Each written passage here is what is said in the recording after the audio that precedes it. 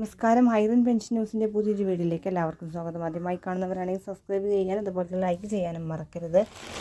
62 ലക്ഷത്തോളം വരുന്ന പെൻഷൻ ഗുണഭോക്താക്കൾക്ക് വിവിധ രീതിയിൽ പെൻഷൻ കൈപ്പറ്റുന്ന ഗുണഭോക്താക്കൾ ഇവർക്ക് 1600 രൂപയിൽ നിന്ന് പെൻഷൻ ഉയർത്തണമെന്ന് റിപ്പോർട്ടുകൾ പറയുന്നു. നിലവിൽ 100 രൂപയുടെ വർധനമാണ് ഉണ്ടാകാൻ പോകുന്നത്. അതായത് 1700 രൂപയിലേക്ക് ഉയർത്തുമെന്നാണ് ഇപ്പോൾ 62 ലക്ഷത്തോളം വരുന്ന ഗുണഭോക്താക്കൾ, അതായത് സർക്കാരിനെ അപേക്ഷിച്ച് ഇരട്ടിയോളം വരുന്ന ഗുണഭോക്താക്കളാണ് ഇപ്പോൾ കൈകളിലേക്കും അക്കൗണ്ടുകളിലേക്കും സർക്കാർ സഹായം നൽകി വരുന്നത്.